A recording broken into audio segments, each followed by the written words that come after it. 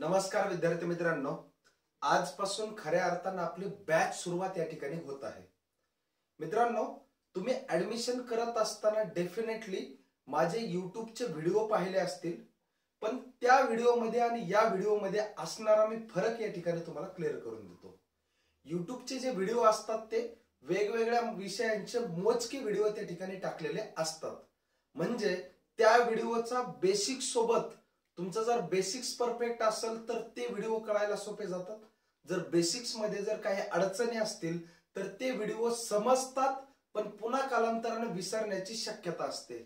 पण या बॅच मध्ये पाहत असताना तुमच्या बेनिफिटची, तुमच्या फायद्याची गोष्ट अशी आहे की बॅच सुरू होत असताना डे 1 पासून असं म्हटलं जातं, शून्यापासून ते हायेस्ट लेवल पर्यंत आपला जो सिलेबस आहे तो या ठिकाणी घेतला जात असतो।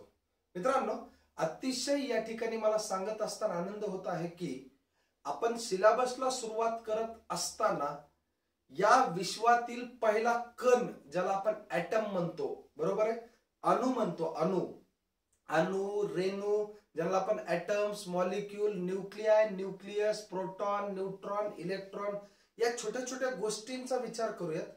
तिथून पासून ते अख्ख्या इलेक्ट्रिकलचा जो काही सिलेबस तुम्ही आतापर्यंत शिकलेले आहात त्या सिलेबसचा एकंदरीत कंप्लीट आढावा घेत जो काही सिलेबस आहे तो कंप्लीट करत एक्झामच्या दृष्टिकोनातून कशा पद्धतीने त्याच्यावरती क्वेश्चन येत असतात, कशा पद्धतीने ते क्वेश्चन्स अतिशय कमीत कमी कालावधीमध्ये सोडवायचे, या प्रत्येक गोष्टींचा या ठिकाणी आपण आढावा घेणार आहोत। मित्रांनो बघा, आजचं जे आपलं लेक्चर सुरुवात करतोय आपण ते लेक्चर आहे ITI इलेक्ट्रिशियन साठीच। मित्रांनो लक्षात घ्यायचंय की आज आपण सुरुवात करत असताना एक्झॅक्टली ITI साठीचा येणारा जो काही सिलेबस असतो वेगवेगळ्या पेपर्स मध्ये, मग तुम्ही महाट्रान्सको असू द्या, महाजनको असू द्या, महाडिस्कॉम असू द्या, किंवा अन्य मेट्रोच्या काही एक्झाम्स असतील, महानगरपालिकांमध्ये ज्या जागा येतात त्या एक्झाम्स असतील, रेल्वेच्या बोर्डच्या ज्या काही एक्झाम्स असतील, प्रत्येक ठिकाणी जो काही सिलेबस असतो तो ऑलमोस्ट कॉमन सिलेबस असतो, सेम सिलेबस असतो। आणि असा सिलेबस जर व्यवस्थितरित्या आपण सर्वांनी मिळून केला तर मी या ठिकाणी तुम्हाला विश्वास व्यक्त करतो की तुम्ही छान पद्धतीने अभ्यास करत चला।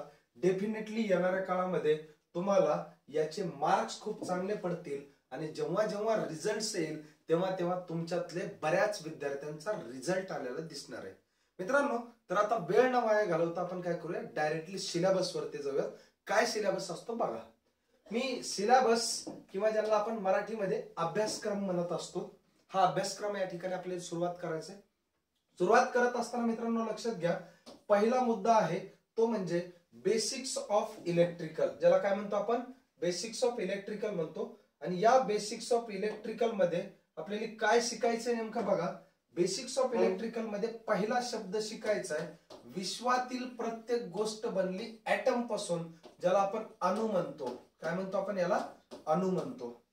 मित्रांनो, विश्वातील पहिला कण, पहिला शब्द जो बनला त्याचं नाव काय, ॲटम आहे। मग ॲटम हा विश्वातला सर्वात छोटी गोष्ट आहे। या छोट्या गोष्टीपासून ते हायेस्ट गोष्टीपर्यंतचा अभ्यास म्हणजेच बेसिक्स ऑफ इलेक्ट्रिसिटी किंवा बेसिक्स ऑफ इलेक्ट्रिकल ज्याला म्हणतो, त्याला मराठीत मी या ठिकाणी नाव दिलेलं आहे विजेचा प्राथमिक परिचय। म्हणजे आपली जी वीज आहे, ज्याला आपण इलेक्ट्रिकल म्हणतो किंवा ज्याला आपण विद्युत म्हणतो, याचा प्राथमिक परिचय करून घ्यायचा अगोदर। परिचय करत असताना मित्रांनो ह्याच्यात असणाऱ्या गोष्टी कोणत्या कोणत्या आहेत, समजा तुम्हाला माहित आहेत शब्द, मी काही शब्द इंग्लिश मध्ये वापरले तर काळजी करायची गरज नाही, तुम्ही तेवढे डेफिनेटली हुशार आहात की त्या शब्दांचा अर्थ तुम्हाला मराठीत काय आहे तोही समजू शकेल। बघा इकडं पहिला शब्द आहे समजा आपला करंट। करंट आपण ज्याला काय म्हणत असतो मराठीमध्ये, विद्युत धारा म्हणत असतो, विद्युत धारा। दुसरा शब्द आहे समजा आपला व्होल्टेज, काय म्हणायचं याला, व्होल्टेज, ज्याला आपण मराठीमध्ये विभवांतर म्हणतो, व्होल्टेज। तिसरा शब्द आहे आपला, त्याला आपण म्हणतो रोध किंवा रेजिस्टन्स, त्याला काय म्हणायचंय, रेजिस्टन्स म्हणायचंय। म्हणजे करंट आहे, व्होल्टेज आहे, रेजिस्टन्स आहे, इंडक्टन्स आहे, कॅपॅसिटर आहे, फ्रिक्वेन्सी आहे, पॉवर आहे, या सगळ्या गोष्टींचा एकंदरीत अभ्यास म्हणजेच बेसिक्स ऑफ इलेक्ट्रिकल किंवा या प्रत्येक गोष्टीलाच व्यवस्थितरित्या डिटेल मध्ये शिकणे म्हणजेच विजेचा प्राथमिक परिचय करून घेणे होय. मित्रांनो, तुम्हाला एक शब्द माहित असेल, ओहम्स लॉ. ओहम्स लॉ, हा ओहम्स लॉ सुद्धा आपला येणार आहे याच कंटेंट मध्ये. आणि ओहम्स लॉ वरती तुमच्या परीक्षेमध्ये हमखास प्रश्न येत असतात. मी ओहमचा टेन्शन घ्यायची गरज नाही. मी तर एकच शब्द तुम्हाला सांगेल, व्ही म्हणजे व्होल्टेज, आय म्हणजे करंट आणि आर म्हणजे रेजिस्टन्स. मित्रांनो, एक लक्षात ठेवायचंय, ओहम हा वीर पर्सन होता. कसा होता ओहम? वीर. एवढा एक लॉजिक ज्याला लक्षात राहील त्याचा ओहम्स लॉचा फॉर्म्युला 100% पाठ असेल. बघ इकडे वीरची स्पेलिंग ले पहिली वेलांटी आहे, याचा अर्थ वीर हे असं होऊ शकतं. हे झालं तुमचं वीर.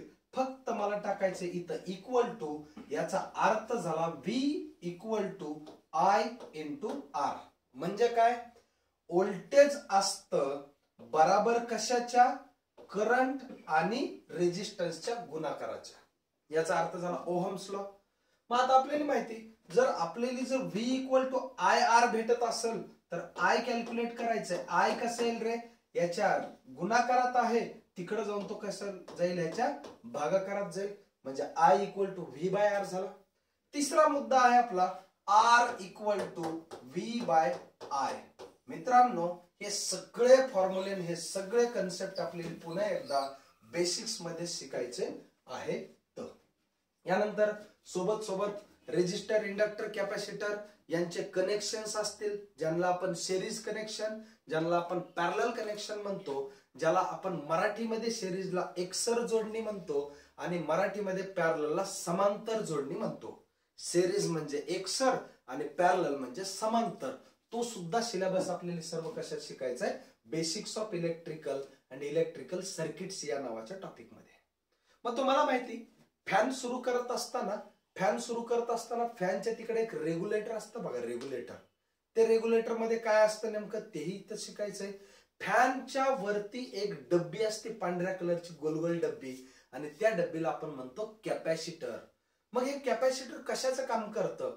तर हे कॅपॅसिटर एनर्जी स्टोअर करायचं काम करतं. याचा अर्थ काय? त्या ऊर्जेला साठवून ठेवायचं काम करत असतं कॅपॅसिटर. मग त्या कॅपॅसिटरचे फॉर्म्युले असतील, छोटे छोटे गणित असतील, त्याच्या संदर्भातले छोट्या गोष्टी आहेत. त्या सगळ्या गोष्टी कशात शिकायच्यात आपल्याला? बेसिक्स ऑफ इलेक्ट्रिकल मध्ये शिकायचे सगळ्या गोष्टी. त्यानंतर पुढे जायचे. हे कनेक्शन झाले, यांचे सिरीज आणि पॅरलल कनेक्शन, ज्याला आपण एकसर आणि ज्याला आपण समांतर जोडणी म्हणत असतो, त्याही गोष्टी झाल्या. त्यानंतर पुढे शिकायचे तुम्हाला एसी फंडामेंटल्स नावाचा कन्सेप्ट. पुढं 1 बाय 1 सगळे कन्सेप्ट आपण बघणार आहोत. त्याच्यामध्ये दुसरा सब्जेक्ट आहे ज्याला आपण म्हणतो इलेक्ट्रिकल मशीन्स. आता याच्याबद्दल सर्वांनाच आकर्षण असतं बघा, इलेक्ट्रिकल मशीन्स बद्दल आकर्षण असणं, किंवा इलेक्ट्रिकल मशीन्स जे असतात ते एसी मशीन्स असतात, सोबत सोबत डीसी मशीन्स असतात. आणि डीसी मशीन मध्ये महत्वाच्या 2 मशीन येतात. पहिला असतो डीसी जनरेटर आणि दुसरा असतो डीसी मोटर. तुम्हाला सर्वांना माहिती, जनरेटरला आपण जनित्र म्हणत असतो आणि मोटरला आपण चलित्र म्हणत असतो. ट्रान्सफॉर्मरला आपण रोहित्र म्हणत असतो. मित्रांनो, यापुढं शिकवत असताना एक काळजी तुम्ही घ्यायची. मी शिकवत असताना ते मराठीतले जनित्र, रोहित्र, चलित्र हे शब्द कमी वापरेल आणि वापरत असताना ते इंग्लिश मधले शब्द वापरेल. पण तुम्ही घाबरून जायची गरज नाही, तुम्ही सुद्धा हे शब्द वापरत असतात जास्तीत जास्त. डीसी जनरेटर असेल, डीसी मोटर असेल, 3 फेज इंडक्शन मोटर असेल, सिंगल फेज इंडक्शन मोटर असेल, सोबत सोबत तुमचा सिंक्रोनस मोटर असेल, सिंक्रोनस जनरेटर असेल, अल्टरनेटर ज्याला आपण म्हणत असतो, सिंक्रोनस अल्टरनेटर म्हणा किंवा त्याला एसी जनरेटर म्हणू शकतात. त्याच्यानंतर एसपीएम स्पेशल पर्पज मशीन, विशेष काम करणाऱ्या मोटरा, विशेष काम करणाऱ्या मशीनी. तर हे सगळ्या गोष्टी तुम्हाला शिकायच्या आहेत इलेक्ट्रिकल मशीन या नावाच्या सब्जेक्ट मध्ये. त्यानंतर अतिशय पुन्हा महत्वाचा आणि आपल्या आवडीचा आणि सगळ्यांनाच आवडतो, जो आवडतो आपल्या सगळ्यांना, तो येतो परीक्षेला. आणि तो परीक्षेला येतो त्याचं नाव आहे पॉवर सिस्टम.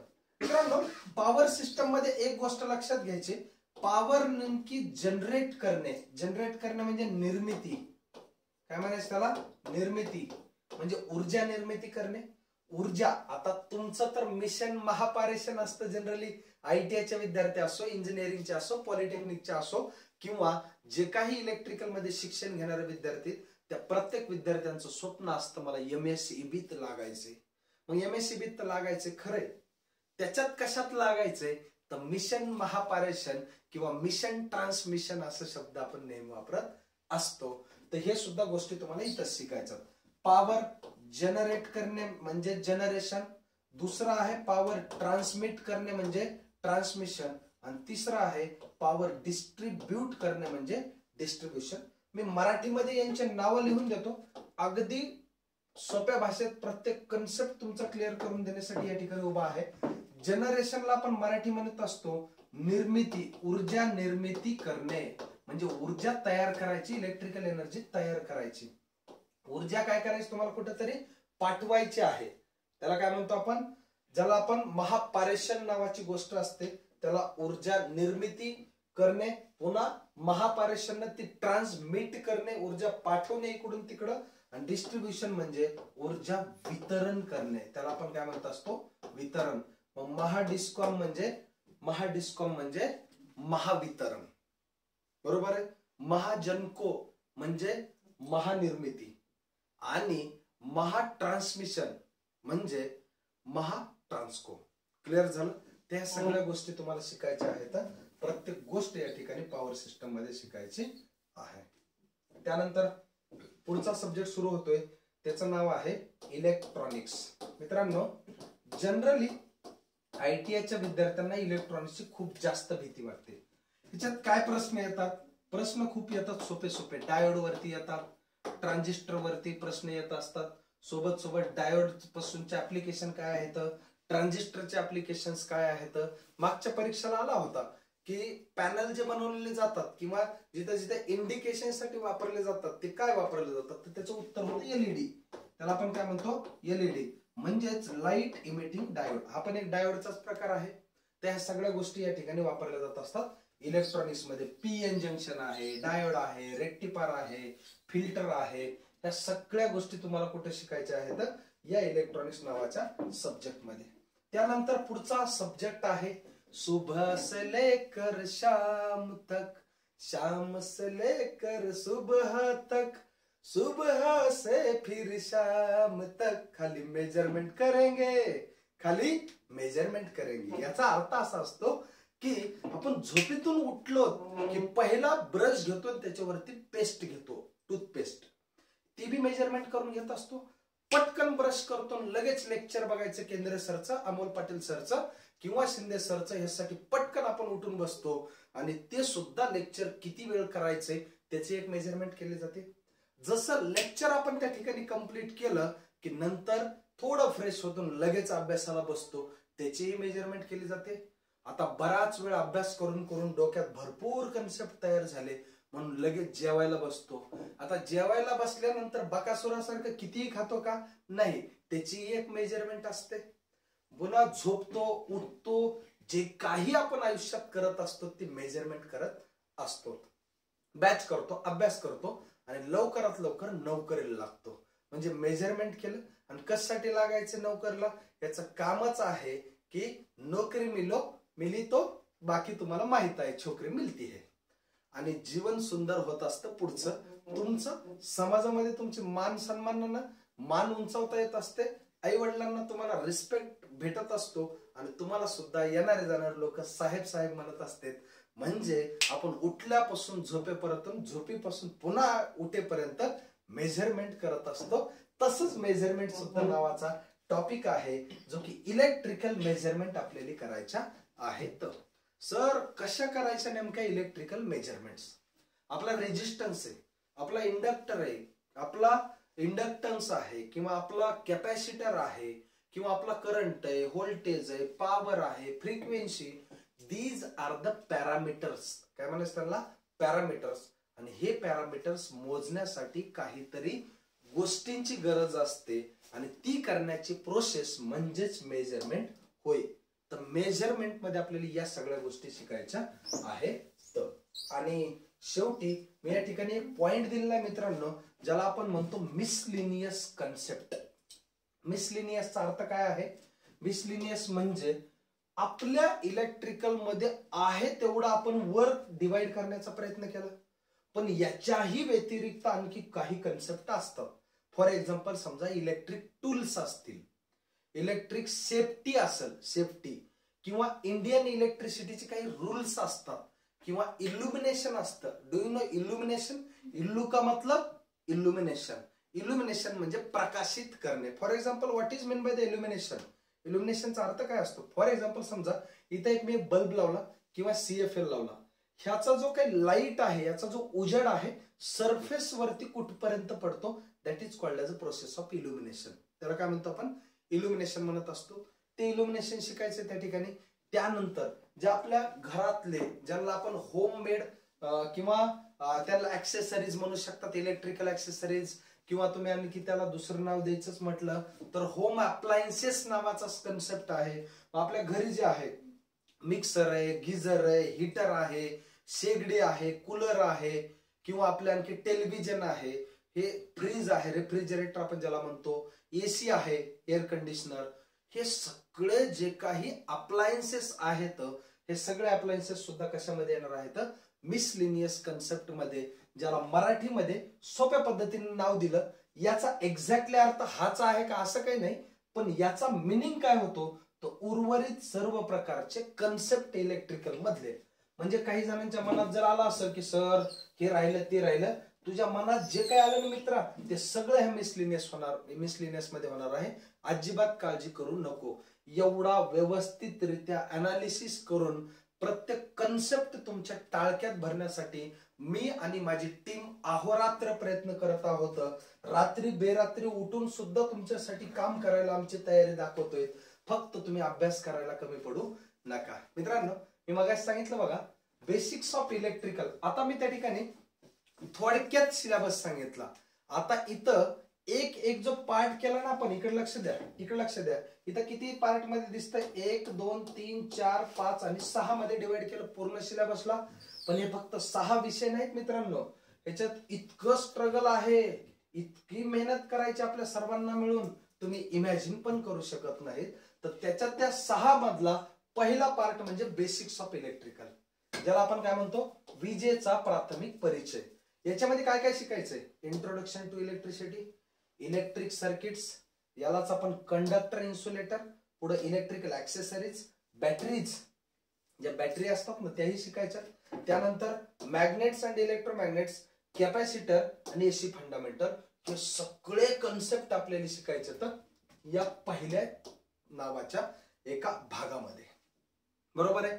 यालाच आपण मराठीमध्ये काय म्हणू शकतो किंवा मराठीमध्ये जनरली काय शब्द प्रयोग केला जात असतो, तर त्या सगळ्या गोष्टी इथं कंसात टाकलंय. तुम्हाला ITIच्या विद्यार्थ्यांना सोपं जावं या हिशोबाने. बरोबर आहे. पण मला वाटतंय की तुमची लेवल, आता जनरली कसं असतं, शिक्षकाने विद्यार्थ्यांच्या लेवलला जाऊन शिकवलं तर विद्यार्थ्यांना कळत असतं. पण मी एक असा शिक्षक आहे की मी सुरुवातीचा काळ विद्यार्थ्यांच्या लेवलला जाऊन शिकवत असतो. आता काही शिक्षक कसे असतात, कायमस्वरूपी विद्यार्थ्यांच्या लेवलला जाऊ जाऊ शिकवतात. म्हणजे बॅचही संपत्ती तरी विद्यार्थ्याची लेवल तीच राहते आणि मास्तराची लेवल सुद्धा विद्यार्थ्यासारखी होते. मी सुरुवातीचा काळ असा असू शकतो, तुमच्या लेवलला येऊन शिकवणार आणि तुमची लेवल हळूहळू हळूहळू वाढवीत वाढवीत वाढवीत वाढवीत माझ्या लेवलला आणण्याचा तुमचा प्रयत्न, तुमची लेवल माझ्या लेवलला आणण्याचा मी प्रयत्न करणार आहे. सुरुवातीला एकदम तुम्हाला चमच्यानं खाऊ घालण्याचा प्रयत्न करतोय, तुम्ही सुद्धा ते खायचंय. आता काही विद्यार्थी म्हणतील सर चमच्यानं खाऊ घालतात म्हणल्यावर ते खूप चांगलं आहे, पण काही विद्यार्थी अजून जास्त अपेक्षा ठेवतील, सर चावून पण तुम्हीच द्या. मित्रांनो, चावून आम्ही देणार नाही, तर तुम्हाला आम्ही चमच्यानं खाऊ घालू, तुम्हाला आम्ही प्रत्येक गोष्ट प्रोव्हाइड करू. म्हणजे चमच्यानं खाऊ घालणे म्हणजे काय? पहिला कन्सेप्ट लक्षात घ्या. मी असो की आमचे बाकी सगळे माझे सहकारी असो, सगळेजण तुम्हाला शिकवत असताना कुठेही कमी पडणार नाहीत, हा माझा या ठिकाणी शब्द. बर, मग कमी पडणार नाहीत तर मग कसं करणार? तर आम्ही कंप्लीट तुमचे कन्सेप्ट व्यवस्थित क्लिअर करून देणार, हा पहिला मुद्दा. दुसरा मुद्दा, त्याच्या रिलेटेड लागणारा जो काही कंटेंट आहे, स्टडी मटेरियल आहे, ते तुम्हाला पुस्तकाच्या स्वरूपातून असेल किंवा काही पीडीएफच्या स्वरूपातून असेल, तेही आम्ही उपलब्ध करून देत आहोत. हा दुसरा मुद्दा झाला. तिसरा मुद्दा, मी सांगितलेल्या कमिटमेंट नुसार प्रत्येक आठवड्याला टेस्ट होईल. टेस्ट काढत असताना सुद्धा उगच कुठले तरी पांचट क्वेश्चन उचलले तर तुमच्यासाठी टाकलेत असं होणार नाही. व्यवस्थितरित्या क्वेश्चनचं अनालिसिस केलं जाईल. मागील पेपर्सला कसे क्वेश्चन्स आलेले आहेत, पुढे येण्याची कशी शक्यता आहे, सध्याचा ट्रेंड काय आहे, या सगळ्या गोष्टींचं एकंदरीत बेरीज, एकंदरीत त्याचं जे काही गणित आहे ते गणित केलं जाईल आणि त्यानंतर तुमचे क्वेश्चन पेपर सुद्धा डिझाईन केले जाणार आहेत. मग आता क्वेश्चन पेपर डिझाईन झाले, मटेरियल तुम्हाला दिलंय, शिकवलंय खूप चांगलं, मार्गदर्शन खूप कंटिन्युअस करत आहोत. ह्या सगळ्या गोष्टी आम्ही तुमच्यासाठी करतोय. तुम्हाला फक्त रोज उठायचे वेळेवरती आणि प्रत्येक गोष्ट व्यवस्थितरित्या अभ्यास करायचा आहे. चला पुन्हा एकदा कन्सेप्ट वरती येऊयात. तर इथं इंग्लिश मध्ये नाव दिलंय आणि सोबत सोबत तुम्हाला समजावं या हिशोबाने इकडे मराठीत सुद्धा थोडक्यात त्याचा मिनिंग समजून सांगितलेला आहे. तर पहिल्या भागामध्ये आपल्याला हे एवढे कंटेंट शिकायचे आहेत. चला दुसऱ्या मुद्द्यावर जाऊयात आपण. चला दुसरा मुद्दा काय आहे बघा. आता दुसरा मुद्दा आहे मशीन्स, इलेक्ट्रिकल मशीन्स. आणि या इलेक्ट्रिकल मशीन्स मध्ये लक्षात घ्यायचंय काय आपल्याला शिकायचं बघा. इकडे इलेक्ट्रिकल मशीन्स मध्ये पहिला आहे डीसी जनरेटर. मी सांगितलंय DC motor, transformer, 3 phase induction motor, 3 phase induction motor, single phase induction motor, synchronous motor, synchronous generator आणि अल्टरनेटर. सिंक्रोनस जनरेटर आणि अल्टरनेटर एकच असते गोष्ट, कधीही लक्षात ठेवायचं. दुसरा मुद्दा या ठिकाणी मला सांगायचा आणखी एक, इथं नाव टाकायचं होतं एसपीएम. काय आहे एसपीएम?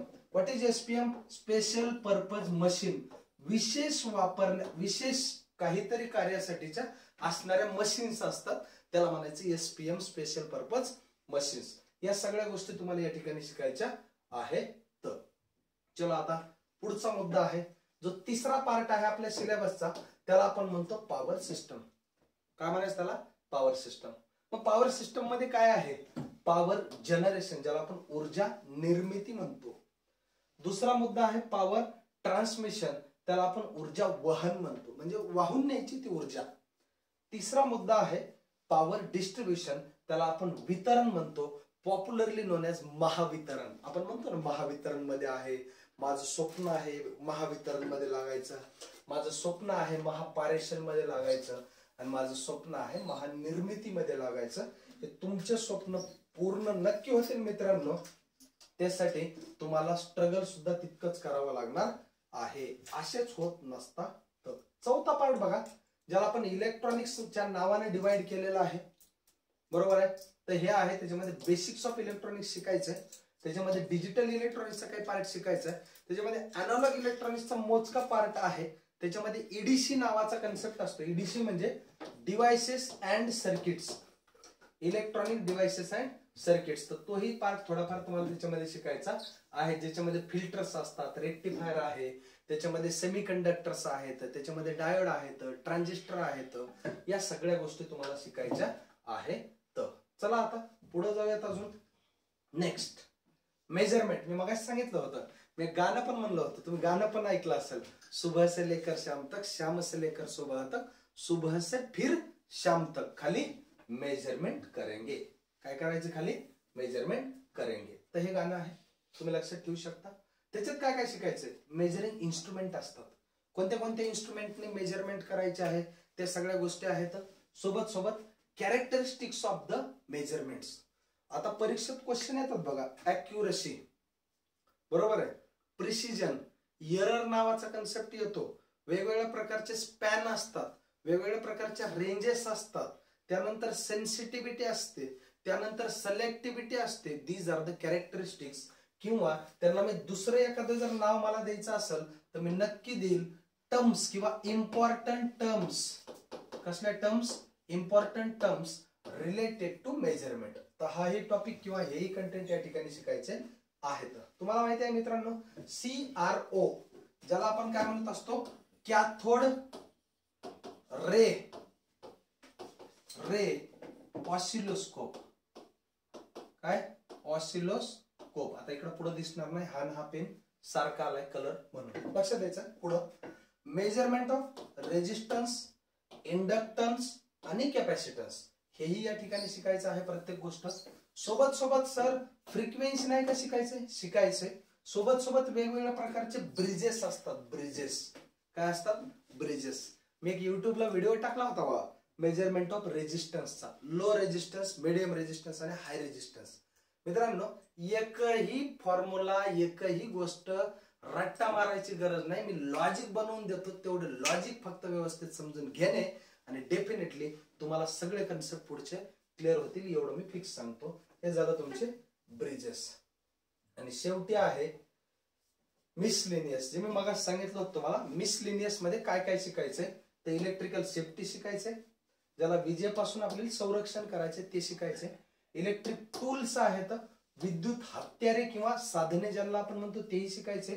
अर्थिंग का करायची, अर्थिंग नाही केलं तर काय होईल, आणि अर्थिंग केल्यानंतरही काय होईल, ह्या सगळ्या गोष्टी आपल्याला या ठिकाणी शिकायच्या आहेत. त्यानंतर इल्लू का मतलब इल्युमिनेशन, इल्युमिनेशन सुद्धा या ठिकाणी शिकायचं आहे. सोल्डरिंग काय असते, ज्याला आपण डाग लावण्याचे साधन सोल्डरिंग, आपण सोल्डरिंग करायचो ना लहानपणी. मी शाळेत असताना वगैरे सोल्डरिंग गन होती एक, आणि काहीतरी उगाच टेप खोलायचा, कुठलं तरी वायर लूज झालं तर त्याला काय करायचं, सोल्डरिंग घ्यायचे, सोल्डरिंग गन घ्यायची आणि तिथं सोल्डरिंग करत बसायचो. म्हणजे याचा अर्थ काय की ते जर वायर लूज झालेलं असेल तर त्याला ते चिटकून टाकायचंय. म्हणजे इलेक्ट्रिकली त्याला चिटकवण्याची मेथड म्हणजे सोल्डरिंग होईल. बरोबर आहे. त्याच्यानंतर शेवटी आहे I E rules. What is I E rules, याचा फुल फॉर्म लिहून देतोय. आय म्हणजे इंडियन, काय इंडियन इलेक्ट्रिसिटी रूल्स. कसले रूल आहेत हे, इंडियन इलेक्ट्रिसिटी रूल्स. म्हणजे भारतीय विद्युत नियमांचा सारांश किंवा भारतीय विद्युत नियम काय असतात. काय काय नियम असतात तुम्हाला माहिती का. ऍक्च्युली मराठीमध्ये मन आहे बघा एक, आता ती खरी का लोकांनी बनवली ती माहित नाही. नियम हे धाब्यावरती बसवण्यासाठी असतात. तसं आपल्या इंडियन इलेक्ट्रिसिटीचे सुद्धा काही रूल्स असतात. ते सुद्धा रूल्स जर तुम्ही पाळण्याचा प्रयत्न केला तर मला नाही वाटत की भारतातला एखादा घरचा एखादा माणूस घरी राहील. प्रत्येक जण जेलमध्ये जाईल जर ती जेल जर त्यांनी ठेवली तर. याचा अर्थ काय आहे, रूल इतके कडक असतात की आपण जिथं खाली फरशी आहे, फरशीपासून किती अंतरावर फॅन असला पाहिजे, कोणत्या बाजूला असला पाहिजे, किती व्होल्टेज कमी जास्त झालं पाहिजे, किती काय, म्हणजे प्रत्येक छोट्या छोट्या गोष्टींचे रूल्स असतात. तर ते रूल्स आपल्याकडून पाळणं तर शक्यच नाही. कोणाकडून भारतातल्या एकाही व्यक्तीकडून ते रूल पाळणं होत नाहीये. पण त्याला एवढा मोठा असा दंडही नाही किंवा लगेच त्याला जेल होती का, लगेच त्याला फासावर लटकवलं जाते का, असं काहीही होत नाही. पण काही रूल्स असतात ते शिकावे लागतात. त्याच्यावरती सुद्धा एक दोन क्वेश्चन या ठिकाणी येत असतात. तर ह्या सगळ्या गोष्टी तुम्हाला एकंदरीत शिकायच्या आहेत या ठिकाणी. मित्रांनो, एकंदरीत सिलेबसचे जे काही पॉइंट्स होते मी तुम्हाला आता सांगितलेले आहेत. मी पुन्हा एकदा काही गोष्टी नमूद करतो आणि आजचं लेक्चर संपवतो. पहिला मुद्दा तर मी या ठिकाणी शिकवलेला आज तरी एकही पॉइंट नाही. मी आज काय केलंय, फक्त सिलेबसची ओळख करून घेतलेली आहे. मी शिकवत असताना एकदम जबरदस्त तुमचे कन्सेप्ट क्लिअर करून देईन. पहिला मुद्दा. दुसरा मुद्दा आहे, कन्सेप्ट तर सर क्लिअर होतीलच, पण काही लक्षात ठेवण्याचे लॉजिक वगैरे जसं युट्यूबला आम्ही बघितले तसं होईल का, डेफिनेटली होईल. काळजी करू नको. प्रत्येक कन्सेप्ट मध्ये कोणताही सब्जेक्ट असो की काहीही असो, तुला ताण घ्यायची गरज नाही. तुला फक्त अभ्यास करायचा आहे.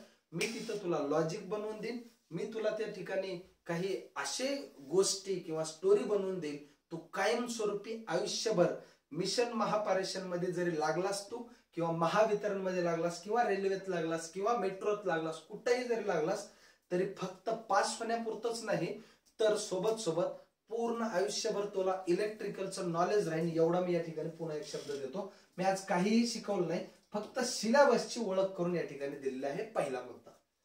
दुसरा मुद्दा आहे की आज नेमका जो सिलेबस झालेला आहे, देत असताना सिक्वेन्स असा दिलेला आहे, पण याच सिक्वेन्सनं शिकवलं जाईल का, तर असं काहीही नाही.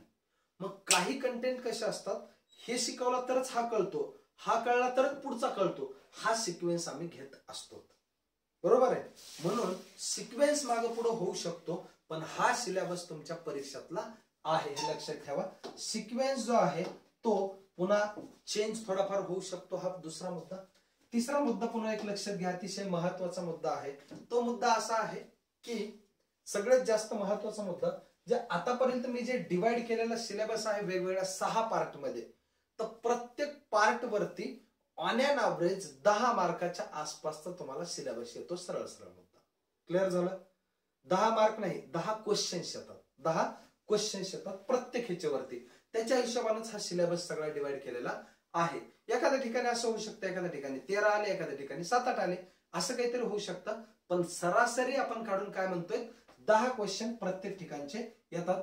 ऑन एन ॲव्हरेज 50 क्वेश्चन तुमच्या ट्रान्सकोला येणार आहेत.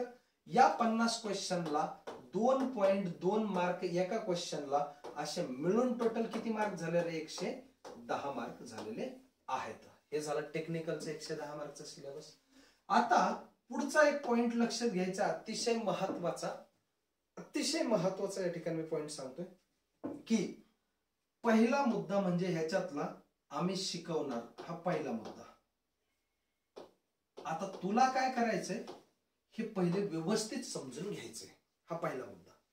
सर समजून घ्यायचं म्हणजे नेमकं काय करायचं, अभ्यास करत असताना रिकाम टेकडं कुठंतरी सोफ्यावर वाकडं तिकडं पडलेलं आहे, कुठंतरी बाजावर पलंगावर कुठंतरी खाली लोळायला लागलाय आणि पडून उगा व्हिडिओ पाहतोय, असं अजिबात एका नाही करायचं नाही. जर लागायचं असेल नोकरीला सरकारी तर.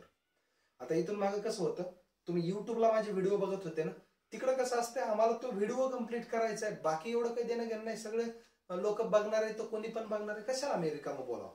पण इथं तर तुझा प्लॅन बनवून देण्यासाठी आम्ही सगळे टीम सज्ज आहोत ना. मग तुझा प्लॅन बनवून देत असताना एखादा शब्द जर कठोर असला तर तो तुझ्या फायद्यासाठी का फक्त आम्ही बोलायलो, हा तू विचार कर. आम्ही त्याच्यावरती जास्त विचार करणार नाही, कारण आम्हाला भरपूर कंटेंट बनवायचं, भरपूर पेपर्स काढायचे, तर भरपूर शिकवायचे, तुला लावण्यासाठी प्रयत्न करायचे. रिकाम टेकडे टेन्शन घ्यायला आम्ही रिकामे नाही. तर हा पहिला मुद्दा आम्ही शिकवणार.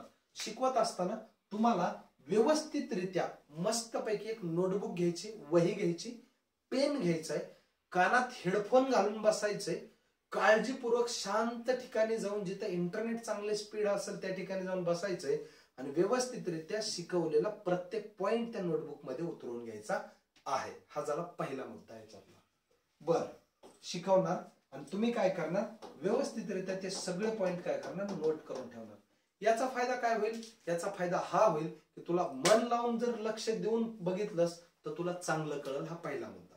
दुसरा मुद्दा आहे, तुला जर कन्सेप्ट क्लिअर झाले तर क्वेश्चन त्याच्या रिलेटेड कसेही आले तरी ते तुझे 100% करेक्ट येतील. तिसरा मुद्दा आहे की ज्यावेळेस तू महिना 2 महिन्याला कधीतरी परीक्षेच्या अगोदर रिव्हिजन करशील ना, त्यावेळेस तू ज्या गोष्टी स्वतः लिहिल्यास, ज्या गोष्टी नोट केल्यास, त्या गोष्टी खूप लवकर रिवाइज होईल आणि लगेच तुला यश यायला सोपं जाईल. हे झालं पहिला मुद्दा. चला, आम्ही शिकवणार, तुम्ही डेली अभ्यास करायचा. व्हॉट इज डेली रे, रोजच्या रोज अभ्यास करायचा आहे. मित्रांनो, आजचा अभ्यास उद्यावर जाऊ द्यायचा नाही. दुनिया पालती उतानी झाली तरी देणं घेणं नाही आपल्याला. आपला अभ्यास भला, आपलं जीवन भलं. आणि एकदा नोकरीला लागल्यानंतर कोण तुला विचारायला लागले, पुन्हा तर तू कुठं दुनियादारीत बर्थडे मित्राचे सेलिब्रेट करायचे, पाहुण्याचे लग्न लावायचे, कुणाच्या बारशाला जायचंय, कुणाचं मुंज खायला जायचंय किंवा कुणाच्या मौतीला जायचे, ते नंतर काम करणं. हे त्यावेळेस तुला किंमत तरी असेल ना काहीतरी. आज घडीला आपलं काम आहे रोज आम्ही शिकवलेलं व्यवस्थित कंटेंट तयार करणं, त्याच्या रिलेटेडचे MCQ वाचणं, शोधणं इकडं तिकडं आणि डेलीच्या डेली अभ्यास करणं. तिसरा मुद्दा आहे तो अतिशय महत्वाचा आहे. मी माझ्या जीवनात या क्षेत्रात आल्यापासून हा मुद्दा मी डेफिनेटली विद्यार्थ्यांना सांगत असतो, तो तुला करायचा आहे. नाही केलास की तू बर्बाद झाला. आम्ही ज्या टेस्ट घेणार आहोत ना, टेस्ट, या टेस्ट म्हणजे तुला समजायचंय की हा शेवटचाच पेपर आहे आपला. MSCB नोकरीच लागणार आहे हा जर टेस्ट पेपर चांगला गेला तर. अशा प्रत्येक आठवड्यामध्ये जे आम्ही टेस्ट घेणार आहेत ना, एक दिवस तुला असा अनुभव येईल मित्रा किंवा मैत्रिणी, की तुला असा अनुभव येईल की इथं जर चांगली मेहनत करून टेस्ट देशील ना आणि चांगल्या लेवलला ज्यावेळेस मार्क पडायला लागतील ना, त्यावेळेस फायनली पेपरला सुद्धा असेच क्वेश्चन्स असतील. ह्या ज्या टेस्ट आम्ही काढतो याच्यातलेच बरे असतील, याच्यासारखेच बरेच क्वेश्चन्स असतील आणि डेफिनेटली तुला येणाऱ्या परीक्षेमध्ये या टेस्टचा खूप बेनिफिट होणार आहे. तर टेस्ट इमानदारीने द्यायच्या आणि टेस्ट देत असताना तितकंच सिरियसनेस पाहिजे. जो फायनल पेपर असतो ना MSCBचा, महापारेषणचा, तिथं जेवढ्या सिरियसनेसनं जाऊन पेपर देताना तुम्ही तेवढ्या सिरियसनेसनं हा पेपर सुद्धा द्यायचा आहे. त्यानंतर पुढचा मुद्दा आहे, दर आठवड्यामध्ये तुम्हाला मागे काय शिकवलंय पुढचा पाठ आणि मागचं सपाट असं होता कामा नये, म्हणून तुम्हाला रिव्हिजन सुद्धा करायचे आहे. तर रिव्हिजन सुद्धा करायचे आहे. तर एवढे मुद्दे होते मला शेवटी बोलायचे. डेफिनेटली याच्या व्यतिरिक्त सुद्धा जरी काही असेल ना तर मी काय करेल, पुढे जसं जसं कंटेंट चालू राहील आपला तसं तसं तुम्हाला मी नक्की सांगेल कसा अभ्यास करायचा, कशातून करायचा, प्रत्येक गोष्ट क्लिअर करेल. सध्या फक्त एवढं बोलतो की आज मी काहीही शिकवलेलं नाही, फक्त सिलेबसची ओळख करून दिलेली आहे. नेक्स्ट लेक्चर मध्ये आता मी तुम्हाला शिकवण्याचे व्हिडिओ जे आहेत, एक एक सिलेबसला धरायचं, त्याला कंप्लीट करायचं, कन्सेप्ट समजून घ्यायचा आणि परीक्षेतला येणारे क्वेश्चन्सला सामोरे जायचंय. एवढं बोलतो आणि आजचं लेक्चर या ठिकाणी संपलं असं या ठिकाणी जाहीर करतो. खूप खूप धन्यवाद. थँक्यू.